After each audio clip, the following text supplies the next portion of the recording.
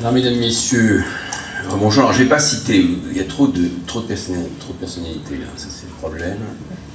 Mais vous les avez cités, hein, donc je ne vais pas les reprendre, je les lis tous, avec les titres prestigieux. Donc merci en tout cas, compte tenu du temps qui est cher, de vos responsabilités, donc d'être venu voir cette expérience. Donc ma chère Jacqueline, en tout cas, merci de coordonner cela avec talent. Récemment, je demandais à un des dirigeants mondiaux de Microsoft quelle était la première qualité d'un dirigeant. Et il me disait que pour les recruter, la première qualité auquel il était le plus sensible, c'était le management collaboratif. C'est-à-dire la capacité que quelqu'un a à faire travailler tout le monde ensemble et à les faire produire de façon intelligente. Ce BPSL, quelque part, il relève un peu de cet objectif. C'est que, on le voit bien, moi je le vis en tant que maire, même récemment, j'avais encore, je sais pas, ce week-end, j'ai eu 3 interventions des services de sécurité, aussi bien police que pompiers. On voit bien qu'ils sont très bons, nos policiers et nos pompiers. Mais il demeure qu'on peut encore améliorer la coordination, on le sent, le délai d'intervention, tout, on voit bien, et eux sont demandeurs, tout le monde est demandeur. Donc si le PPSL, bien sûr, peut apporter des solutions pour encore mieux optimiser l'information, mieux réduire le délai, donc réduire le délai d'intervention, on le voit, je veux dire que moi j'ai encore eu un centre commercial à quelques minutes, on voit bien de gagner à chaque fois 1 minute, 2 minutes, 3 minutes, on aurait peut-être pu encore arrêter un peu plus l'incendie. Bon, c'est la règle, et puis à chaque fois dans un accident on peut sauver quelqu'un, vous le savez très bien, hein, vous qui apprentez les services d'intervention et d'urgence. Donc bien sûr, la nécessité il y a du talent dans ce pays, il y a du talent, il y a de l'inventivité, il y a de l'innovation, on le voit dans des grandes entreprises comme EDF et d'autres, mais donc merci de mettre ce talent, cette intelligence au service d'une des premières attentes, je vous le rappelle, des Français. C'est l'économie, c'est le chômage, hein, la première attente, ça reste ça, hein, c'est de produire de la richesse. Hein. D'ailleurs, il s'agirait plus de s'interroger sur comment produire de la richesse que le discours répartitionniste qui commence à user tout le monde. Hein. Le talent, c'est de produire, c'est pas de tchatcher sur la répartition. Bon, donc voilà. Et j'en viens à cette première attente, où vous pouvez mettre le niveau de vie des gens, l'économie, le chômage, qui est la première attente. Bon, quand on sait qu'il y a un marché de 300 milliards d'euros, en gros, à la louche, sur la sécurité, et que vous êtes particulièrement bon, vous êtes compétitif sur le marché international, que ça marche en plus avec 10% de croissance quasiment, ça mérite aussi de dire à l'État français ou aux collectivités de dire est-ce que nous qui nous interrogeons, est-ce qu'on ne peut pas jumeler, coordonner nos énergies, nos moyens, comme le font les pays qui sont leaders sur ce marché-là.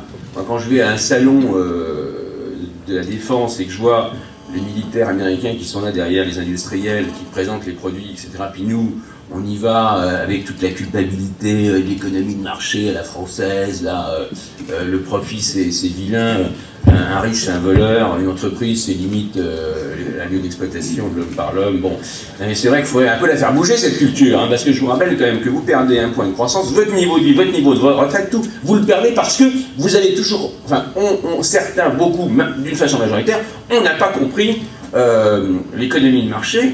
Et je vous rappelle qu'il y a un prix Nobel d'économie qui dit, Fels, qui dit que la France perd au moins 1 point de croissance du fait de sa sous-culture en économie. Alors c'est vrai que si demain, tous les talents de ce pays, que ce soit la famille publique ou que la famille privée, arrêtent de construire un mur, là, parce que le dernier il a quand même sauté, il fait un moment en plus, hein, il faudrait quand même qu'en France aussi on commence à se dire, tiens, est-ce qu'on pourrait pas le... Bon, il y a des talents partout, personne n'a le monopole de la morale, pas plus le privé que le public, il y a un taux de gens intelligents partout, il y a un taux de gens incompressibles à problème partout, voilà, donc il faut que ce pays réapprenne, je pense, à travailler ensemble, que nos industriels, l'État, les collectivités travaillent beaucoup plus ensemble qu'ils ne le font, parce que, attention, si vous n'avez pas compris que ce que c'est que de perdre une note AAA, moi je peux vous l'expliquer, je suis à la commission des finances, si par hasard cette plaisanterie arrivait, même la France qui effectivement a quelques atouts, certes, il ne faut pas, c'est évident, les Allemands restent quand même bon, plutôt bons, on le voit, mais il demeure que que si on ne se préoccupe pas plus de la compétitivité de nos entreprises, qui est la seule sécurité réelle que nous ayons, c'est pas moi, Fourgousse, ni même le président Sarkozy avec tout le talent qu'il peut avoir, ni personne, ni l'UMP, ni le PS qui va vous protéger de quoi que ce soit. Seule la compétitivité des entreprises françaises assurera une protection à quiconque payera vos retraites.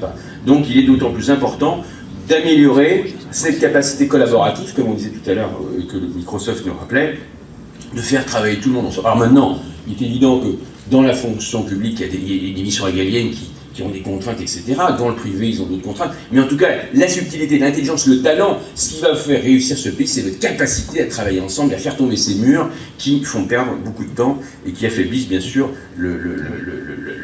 la capacité française de créer, d'inventer de nouveaux produits. Je vous rappelle que 80% des produits que vous avez utilisés n'existent pas et que c'est la capacité que vous aurez de déposer des brevets, d'inventer les bonnes solutions qui fera votre niveau de vie. Je vous rappelle qu'on a labellisé 27 500 ingénieurs en 2009 en France, en Chine 600 000. Donc vous avez intérêt, mesdames, messieurs, à commencer, je ne vous parle pas de l'Inde, qui elle en plus a une culture anglo-saxonne déjà plus importante que les Chinois, qui ont aussi une dynamique. Bon. Donc bien sûr qu'il va falloir que tout le monde se mobilise pour s'entraider et inventer les meilleures solutions, bien entendu. Donc voilà un petit peu ce que je voulais vous rappeler. Alors ici en plus, donc ici c'est Saint-Quentin, parce que c'est pas le commissariat des Lencourt seulement, c'est Saint-Quentin, d'ailleurs, M. Cadalbert pourra vous le rappeler, il y a une intercommunalité, donc c'est des fous, enfin, qui fonctionnent, bon, et donc on a une circonscription, en plus on a un district, c'est la commissariat de district ici, donc il est évident que d'adosser un lieu expérimental pour nos plus grands industriels, et puis un commissariat de district qui d'ailleurs a besoin, je vous le rappelle, c'est pas M. Clément qui va dire le contraire, il faut qu'il bouge ce commissariat parce qu'il est obsolète de toute façon, donc ça ce n'est qu'une étape, qu'il y ait des échanges et qui travaillent ensemble, qu'il y ait des nouvelles synergies pour améliorer les solutions pour la sécurité, pour améliorer également la compétitivité des produits, qui intéressent tout le monde, qui intéressent Saint-Quentin, qui intéresse la France, qui intéresse aussi l'économie française. Donc là, nous, en tout cas, on est enchantés, parce que culturellement, moi j'ai une double formation, j'ai fait partie de la famille publique, et attention, je suis un ancien fonctionnaire, dites pas du monde des fonctionnaires. Bon. Et j'étais chef d'entreprise aussi, là, surtout pas du mal chef d'entreprise, mais voilà, et puis donc je suis maire, je vois bien, député, je suis à la commission des finances, j'essaie de voir un peu d'améliorer cette unicité culturelle, de rapprocher ces cultures, parce qu'il y a votre niveau de vie, toute la solution de vos problèmes, elle est là. Parce qu'avec une simple croissance, vous ne passerez pas. Si vous faites entre 1 et 2 points de croissance, vous allez dans le mur, droit dans le mur. Avec 1500 milliards de dettes, 150 milliards de déficit budgétaire, vos retraites qui ne sont pas financées, et votre modèle social qui n'est pas financé, qui est quasi faillique, vous allez droit dans le mur. La seule solution, c'est de faire l'hypercroissance. Et l'hypercroissance, vous avez intérêt à changer tous. Mais je vous dis ça pas à vous personnellement, c'est à l'ensemble des gens qui ont les leviers. C'est d'apprendre un peu plus à collaborer, à produire ensemble. Elle est là la solution. Si vous montez à 3 points de croissance, vous sauvez tout le système, vous redevenez dans les leaders européens, puis vous passez entre les gouttes. Donc là, je vous laisse votre conscience.